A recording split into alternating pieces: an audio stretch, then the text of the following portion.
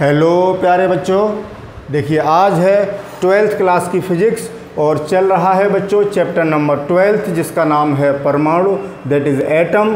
और इस चैप्टर का बच्चों आज रहेगा लेक्चर नंबर 8। तो बच्चों ये लेक्चर पिछले लेक्चर का सेकंड पार्ट है, इसलिए मैंने लिखा है वॉल्यूम 2। दैट इज आज का जो लेक्चर है बच्चों, ओहो खड़िया लग गई बच्चों, आज का जो लेक्चर है वो पिछले लेक्चर का अगला भाग है, यानी सेकंड एपिसोड है इस टॉपिक का। पिछले लेक्चर में हम इस टॉपिक को पढ़ रहे थे बच्चों, तो ये टॉपिक थोड़ा लेंदी टॉपिक है, तो एक लेक्चर में अगर इसको पूरा करते तो वीडियो कम से कम 2 घंटे का बनता, तो इसको टुकड़ों में बना रहे हैं। तो जिन बच्चों ने ये लेक्चर, जो बच्चे इस लेक्चर को देख रहे हैं उन बच्चों को पिछला लेक्चर ज़रूर देखना पड़ेगा, लेक्चर नंबर 7। तो जिन लोगों ने लेक्चर नंबर 7 देखा है वो अपनी कॉपी पेंसिल और जो पिछले लेक्चर के नोट्स बनाए थे उनको लेके बैठिए, तब इस लेक्चर को देखिए। और जिन्होंने ये लेक्चर नहीं देखा है वो वीडियो को बंद करके पहले पिछला लेक्चर देखें बच्चों, तब उसके बाद कंटिन्यू करिए।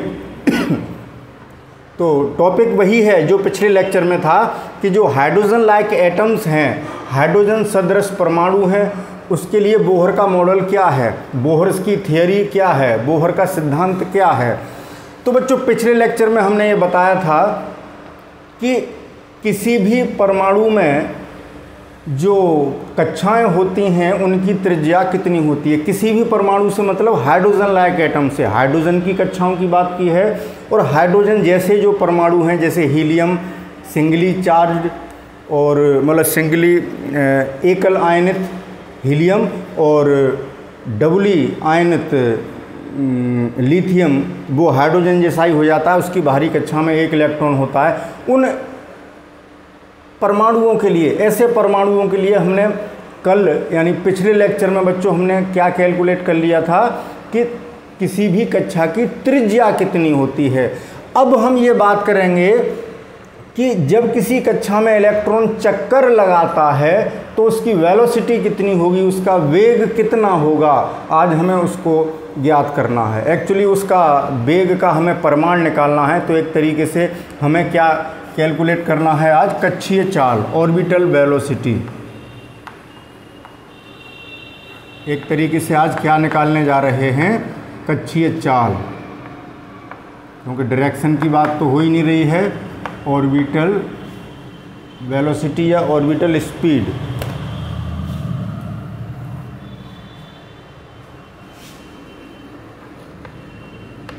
ये निकालना चाहते हैं। क्या इलेक्ट्रॉन सभी कक्षाओं में समान वेग से चक्कर लगा रहे होंगे या अलग अलग कक्षाओं में इलेक्ट्रॉनों का वेग अलग अलग होगा, उसका जवाब अभी आपको मिल जाएगा। अभी नहीं बताऊंगा क्योंकि आप कहोगे कि सर ऐसा क्यों, तो पहले ही करके देख लेते हैं। तो ठीक है बच्चों, आप अपनी कॉपी निकालिए। पिछले लेक्चर में मैंने ये इक्वेशंस निकाली थी। पिछले लेक्चर में हम बच्चों 7 इक्वेशन तक पहुंच गए थे। लेक्चर नंबर 7 में हमने 7 समीकरण प्राप्त कर ली थी। तो ये उसी टॉपिक का अगला भाग है बच्चों। तो देखें यहाँ पर आपकी कॉपी में समीकरण नंबर 1 ये लिखी होगी जो ऑर्बिट को क्वांटाइज करती है, MBR बराबर NH/2π। एक तीसरी समीकरण जो हमने कक्षा की त्रिज्या निकाली थी हाइड्रोजन लाइक एटम के लिए, वो आपकी कॉपी में लिखी होगी। तो इन्हीं से आज हम वेग प्राप्त करेंगे। तो समीकरण नंबर 1 से देखिए बच्चों, समीकरण 1 से अगर हम वेग निकालें v, तो कितना आएगा बच्चों,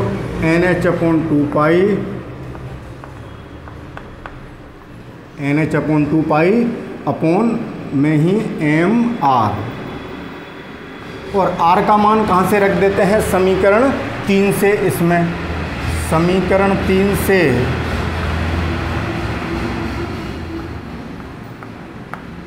r का मान रखने पर क्या मिलेगा बच्चों, अभी देखते हैं क्या मिलेगा। मान तो रख लें, ठीक है। मैं ज़रा चेयर ले लूँ बच्चों। तो देखिए इसमें रख रहे हैं v बराबर ऊपर क्या है NH ये अपॉन 2πm 2πm आर की वैल्यू ये वाली रख रहे हैं, एप्सिलॉन नॉट एच स्क्वायर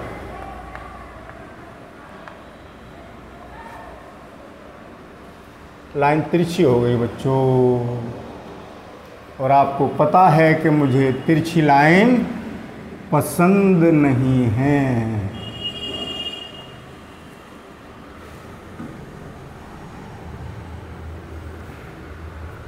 ओहो, ये क्या हो गया, एप्सिलॉन नॉट एच स्क्वायर ये आ गया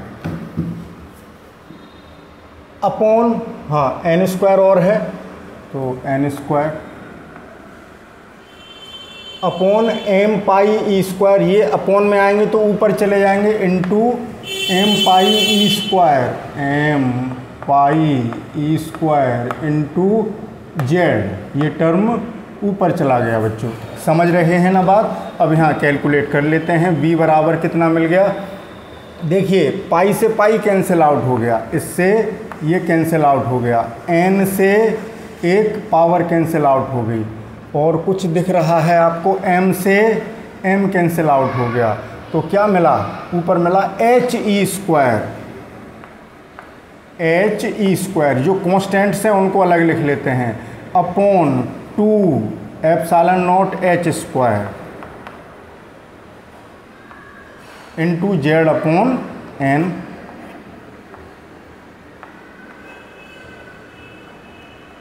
जेड अपॉन एन, ये आ गई इक्वेशन नंबर, कौन सी आएगी बच्चों, पिछले लेक्चर में हमने कहाँ तक निकालनी थी, इक्वेशन नंबर 7 तक, ये उसी के आगे का है।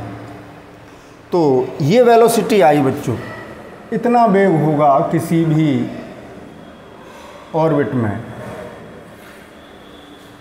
यहाँ n है बच्चों, तो ये nवीं कक्षा का वेग हो गया, किसका वेग हो गया, nवीं कक्षा का, तो इसको हम ऐसे भी लिख सकते हैं कि vn बराबर, n लगा देते हैं क्योंकि nवीं कक्षा में वेग बता रहा है, H E square upon 2 epsilon naught H square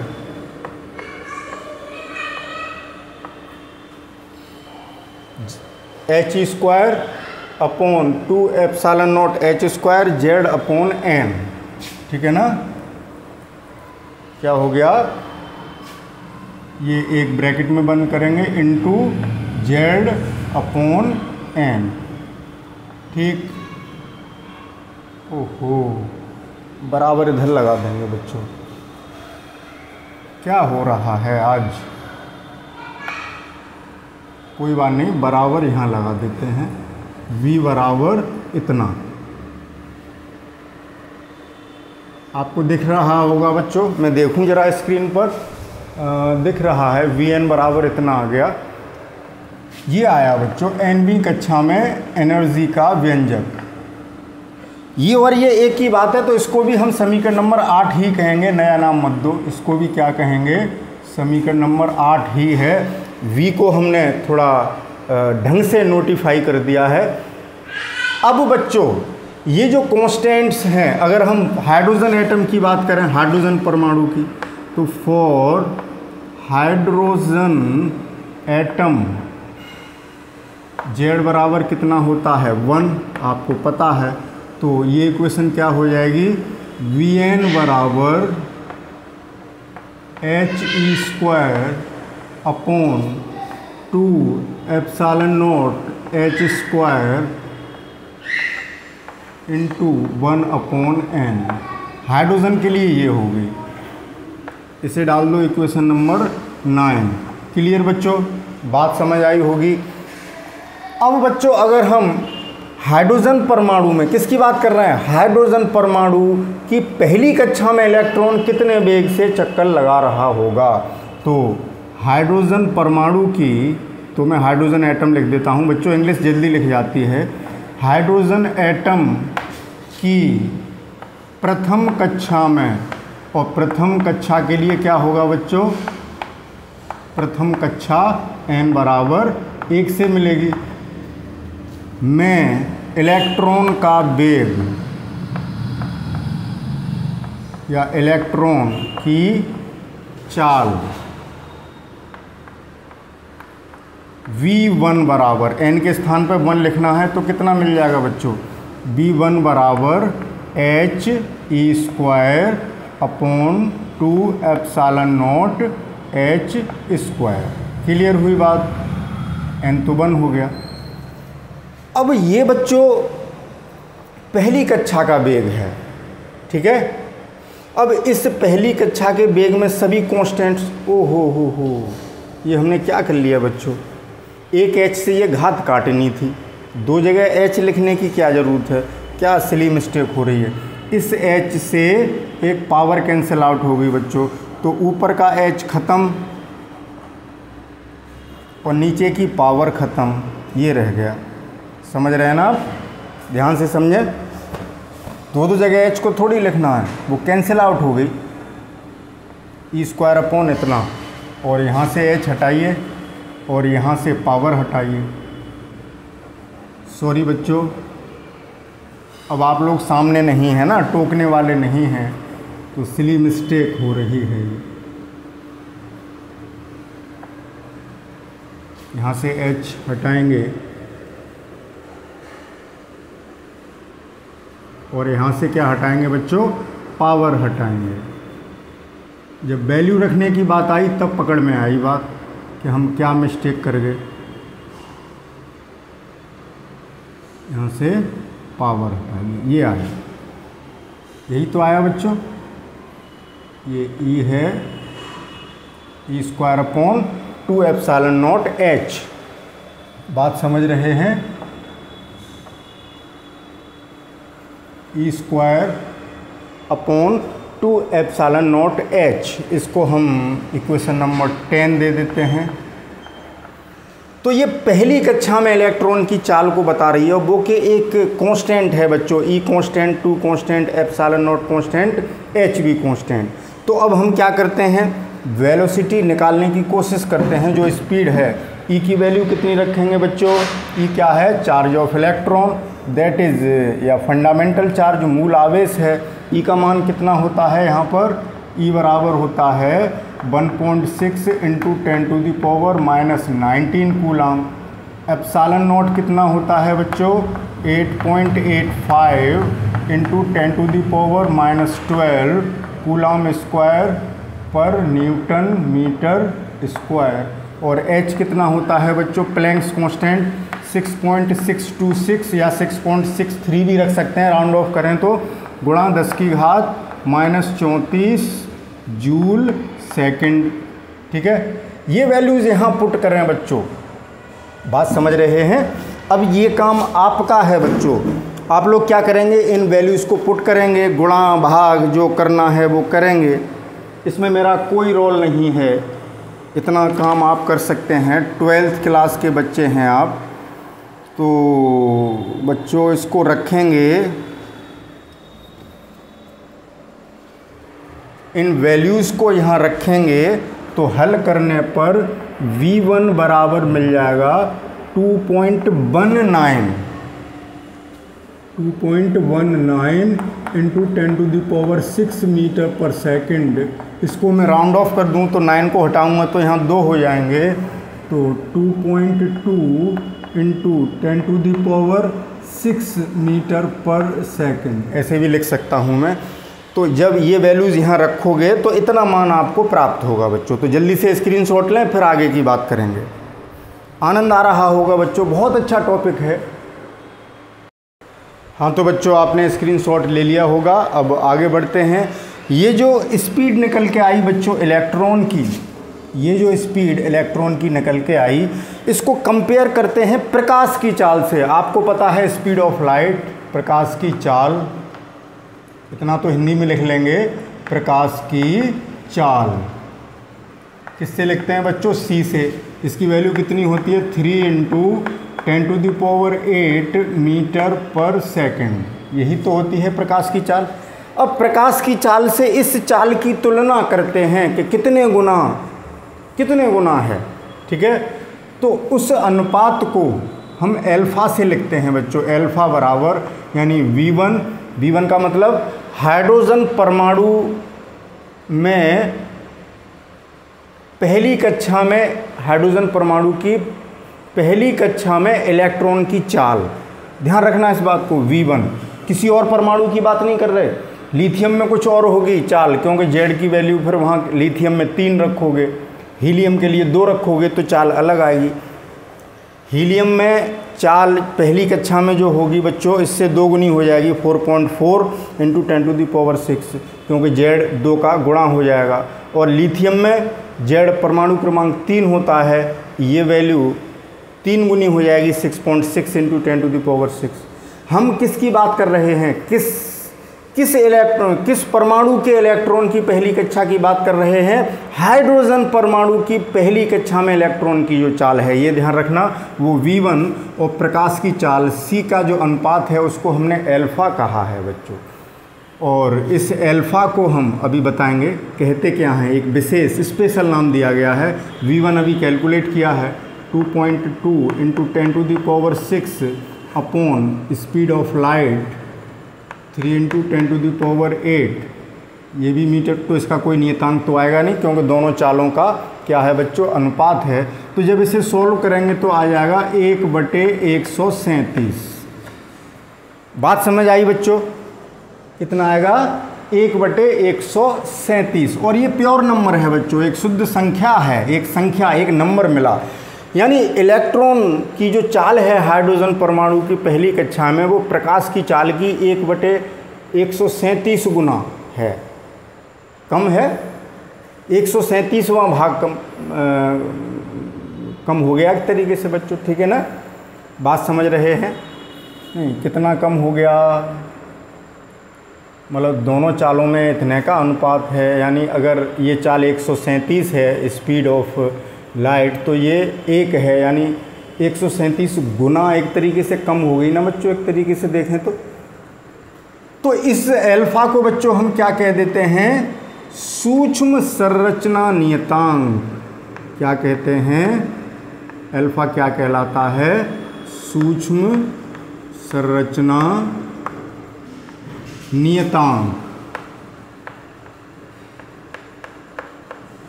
तो आप इसको कैसे डिफाइन करेंगे? आप ये लिखना, सुन लो बच्चों, अपने आप इतना काम अपने आप लिख लिया करो कि हाइड्रोजन परमाणु की प्रथम कक्षा में इलेक्ट्रॉन की चाल तथा प्रकाश की चाल के अनुपात को सूक्ष्म संरचना नियतांक कहते हैं। जो बात यहाँ लिखी है वही शब्दों में लिख देनी है। दैट इज, इंग्लिश में इसको कहते हैं फाइन स्ट्रक्चर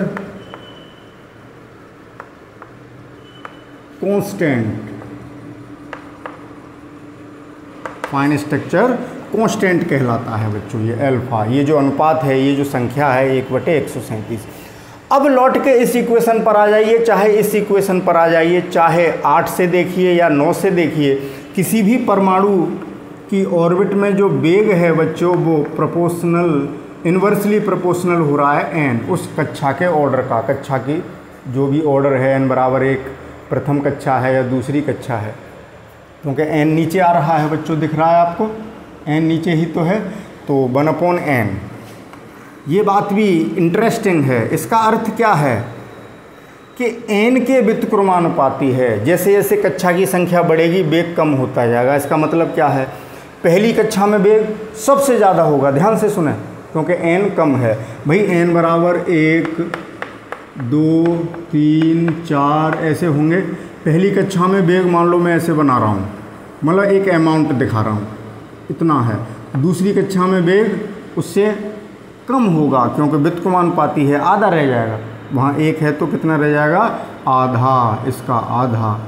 तीसरी कक्षा में वेग कितना रह जाएगा? इसका 1/3। चौथी कक्षा में 1/4। यानी इस तरीके से वेलोसिटी होंगी। बात समझ गए होंगे जो मैं कहना चाह रहा हूँ। भाई वेग को ऐसे बिंदी से नहीं दिखा सकते, मैं अमाउंट बताने की कोशिश कर रहा हूँ कि सबसे ज़्यादा वेग पहली कक्षा में होगा, उसका आधा, जितना ऑर्डर है आधा दूसरी में, 1/3 तीसरी में, 1/4 चौथी में, और 1/5 पाँचवीं में। इस रेशियो में घटता चला जाएगा बच्चों, जो स्पीड है, जो वेग है वो घटता चला जाएगा। तो क्लियर हो रही है बात? इससे, इस रिलेशन से आप चाहें तो इस रिलेशन को इक्वेशन नंबर 11 दे सकते हैं। तो जैसे जैसे हम नाभिक से दूर जाते जाएंगे, दूर वाली कक्षाओं में वेग इलेक्ट्रॉन का कम होता जाएगा।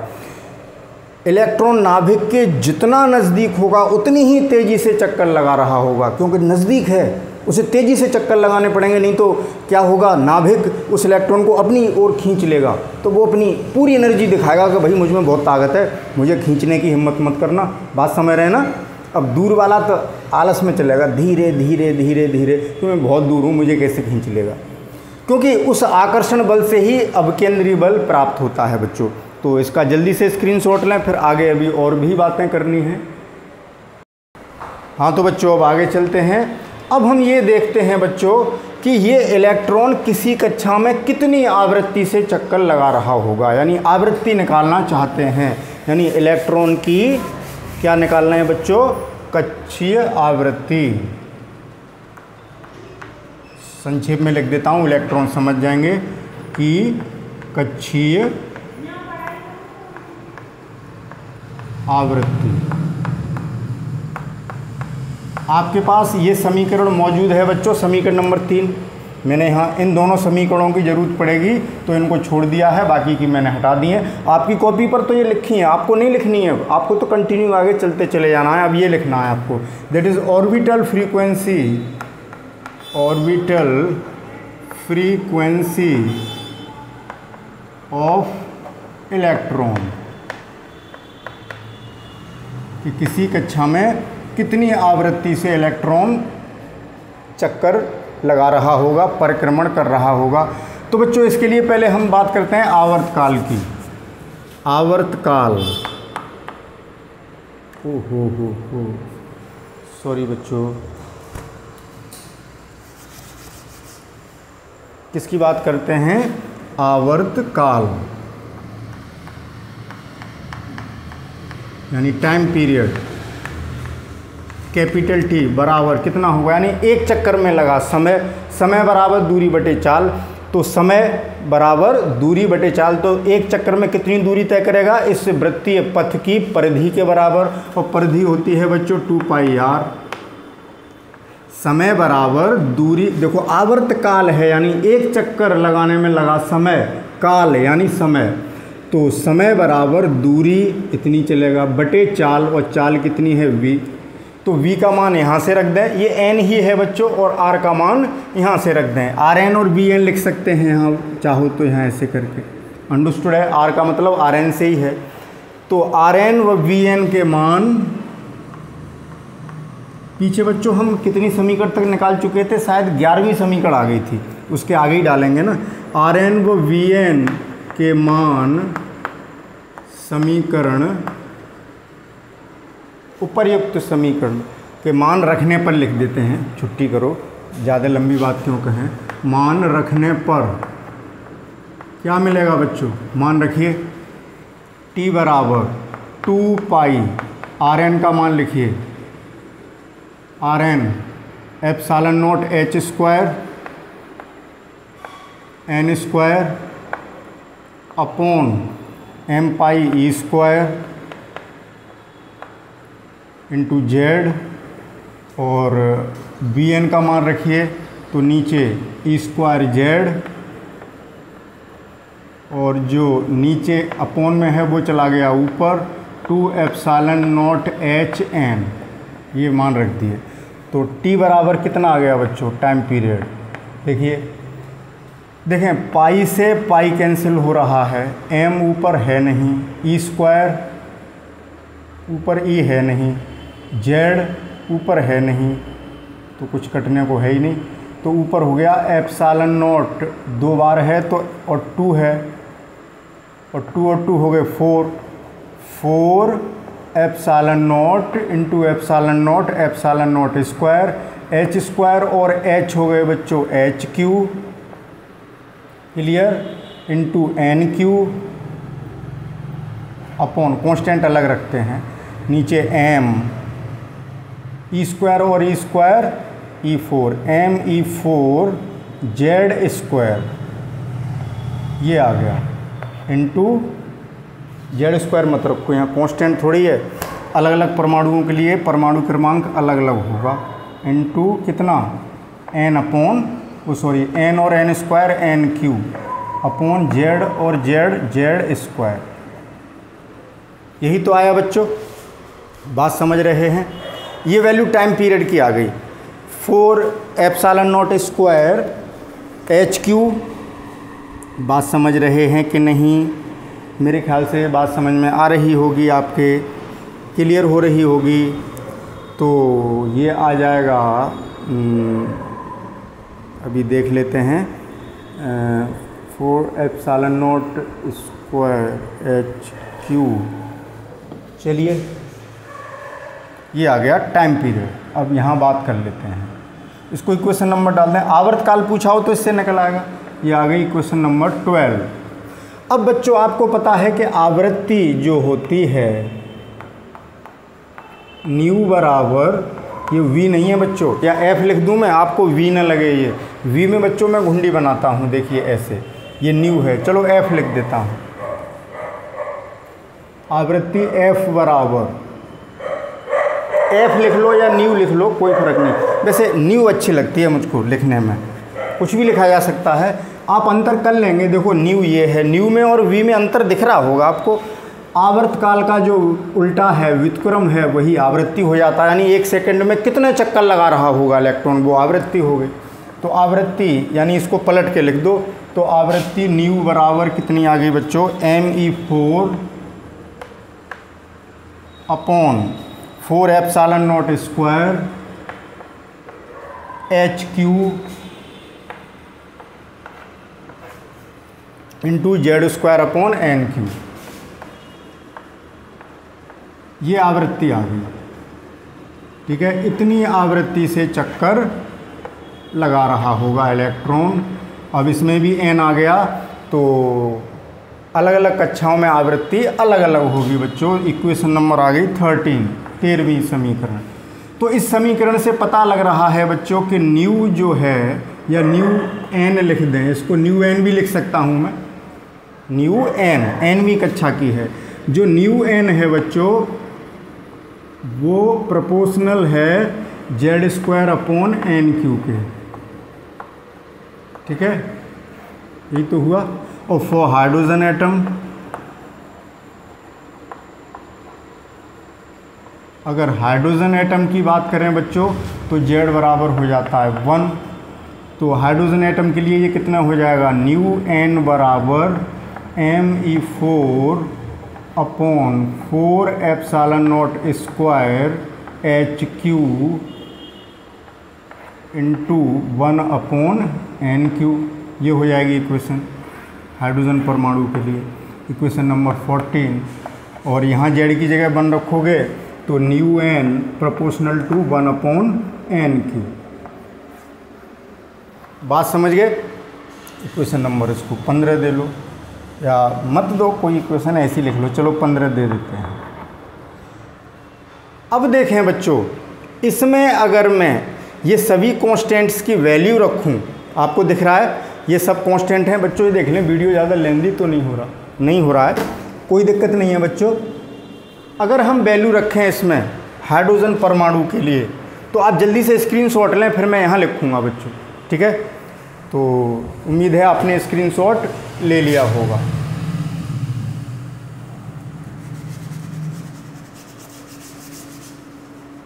स्क्रीनशॉट आपने ले लिया होगा बच्चों। अब आगे की बात करते हैं। इन सभी के मान अगर रखें तो हाइड्रोजन परमाणु के लिए जो फ्रीक्वेंसी आएगी उसकी बात करेंगे, ठीक है। कितनी आवृत्ति से चक्कर लगा रहा होगा। तो देखें, समीकरण 14 में किस किस के मान रखोगे, ये सब कांस्टेंट हैं, एम, और सब पीछे लिखा चुका हूँ इनके मान, कोमा, एप्सिलॉन तथा एच के मान रखने पर जो न्यू एन है आवृत्ति बच्चों, न्यू एन आ जाएगी। यहाँ इन सब के मान रखोगे, 6.62 इंटू 10⁻15 और आवृत्ति का मात्रक हर्ट्ज होता है अपॉन एन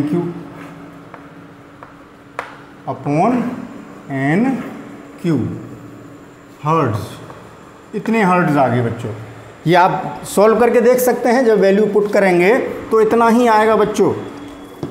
तो यहाँ से क्या पता चल रहा है कि आवृत्ति कम होती जाएगी, क्योंकि देखो पहली कक्षा में ν1 कितना हो जाएगा, n की जगह 1 रखोगे 6.62 इंटू 10⁻15 हर्ट्ज। इतनी आवृत्ति से चक्कर लगा रहे होंगे, यानी 1 सेकंड में इतने चक्कर लगा रहा होगा पहली कक्षा में। और ν2 6.62 गुणा 10⁻15/8, 2 रखोगे n की जगह तो 2 का क्यूब 8 होता है, यानी इतनी आवृत्ति का 1/8वां हिस्सा रह गया, आवृत्ति घट गई। तो आवृत्ति कम होती जा रही है, क्योंकि बच्चों जैसे जैसे नाभिक से दूर जाते जा रहे हैं इलेक्ट्रॉन की चाल भी तो कम होती जा रही है। तो दूर वाला इलेक्ट्रॉन कम चक्कर लगा रहा होगा, क्योंकि धीरे धीरे चल रहा है 1 सेकंड में, और पास वाला इलेक्ट्रॉन बहुत तेज़ी से चक्कर लगा रहा होगा। ν3 निकालोगे तो 6.62 इंटू 10⁻15 अपॉन 3 रखोगे तो 27, 3 का क्यूब, इतने हर्ट्ज। तो फ्रीक्वेंसी घटती जा रही है। उच्च कक्षाओं में जैसे बढ़ते चले जाओगे आवृत्ति कम होती जाएगी बच्चों। तो आज हमने बच्चों 2 चीज़ें पढ़ ली कि इलेक्ट्रॉन कितने वेग से चक्कर लगा रहा होगा किसी कक्षा में, और इलेक्ट्रॉन कितनी आवृत्ति से चक्कर लगा रहा होगा। अब 2 चीज़ें और सीखनी हैं बच्चों, वो अगले लेक्चर में बात करेंगे वॉल्यूम नंबर 3 में, क्योंकि वीडियो फिर लेंथी हो जाएगा, फिर आपको बोरियत होती है। तो बच्चों कल क्या पढ़ेंगे कि ये इलेक्ट्रॉन कितनी ऊर्जा से चक्कर लगा रहा है, इसमें गतिज ऊर्जा कितनी है, इसमें स्थितिज ऊर्जा कितनी है, इसकी कुल ऊर्जा कितनी है, और अगर इलेक्ट्रॉन एक कक्षा से दूसरी कक्षा में जाता है तो कितनी वेवलेंथ, कितनी तरंगदैर्ध्य के विकिरण को उत्सर्जित करता है। ये दोनों बातें कल जब सीख लेंगे तब ये टॉपिक समाप्त हो जाएगा बच्चों, ठीक है। तो कल तक का धैर्य रखें। कल इस टॉपिक को, जो कि हाइड्रोजन लाइक एटम्स का बोहर्स का प्रिंसिपल है, या बोहर्स की जो थियोरी है, या जो बोहर्स का मॉडल है, उसको हम कल फिनिश कर देंगे। तो जल्दी से इसका स्क्रीनशॉट ले लेना बच्चों। मैं अब जा रहा हूँ, तो thank you for watching and best of luck and good bye.